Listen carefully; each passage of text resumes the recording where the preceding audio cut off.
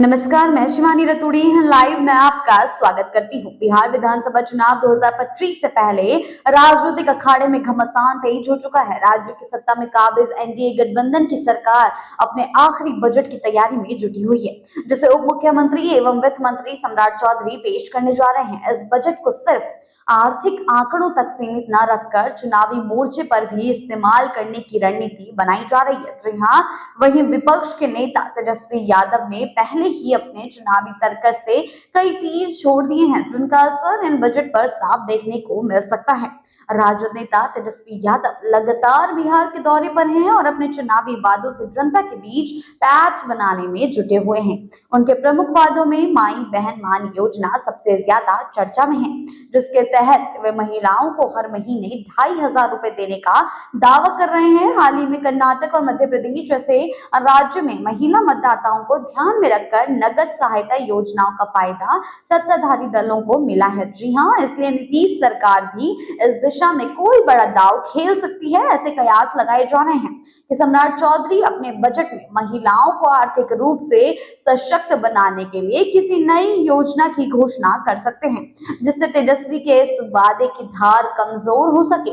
तेजस्वी यादव को इस बात का पूरा अंदाजा है कि नीतीश कुमार अपनी सरकार बचाने के लिए इस बार कोई भी बड़ा फैसला लेने से नहीं हिचकेंगे।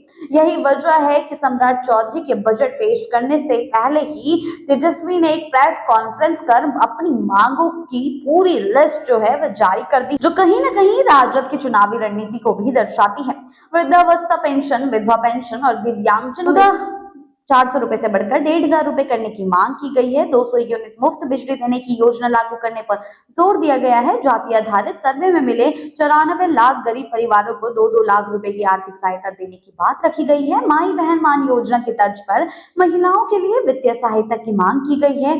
तेजस्वी ने सरकार पर तंज कसते हुए यहाँ तक कह दिया है कि अगर सरकार उनकी योजनाओं की नकल करना चाहती है तो खुशी खुशी करे, बस जनता को इसका लाभ मिलना चाहिए ताकि जनता तक इस चीज का लाभ पहुंचे। नीतीश सरकार के लिए इस बार का बजट सिर्फ एक सांकेतिक बजट नहीं बल्कि चुनावी रणनीति का हिस्सा भी रहेगा। वित्त वर्ष 2024-25 में सरकार ने कुल 3.58 लाख करोड़ रुपए का बजट पेश किया था, जो कि 3 हिस्सों में आया था।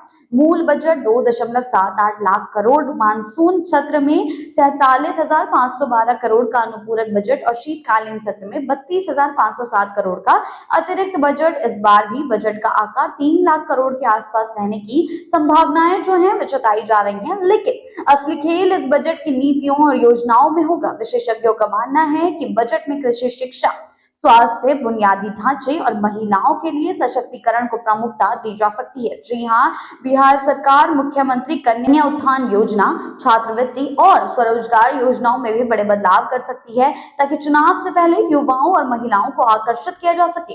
अब सबकी नजरें इस बात पर टिकी हुई है कि सम्राट चौधरी अपने बजट भाषण में तेजस्वी के कितने वादों को सरकार की योजनाओं में समेटते हैं और कितनों को दरकिनार कर फेंक देते हैं। अगर सरकार तेजस्वी के घोषणा पत्र में शामिल बड़ी योजनाओं को अपने बजट में समाहित कर लेती है तो इससे राजद की रणनीति को तगड़ा झटका लग सकता है। जी हाँ, आपने सही सुना।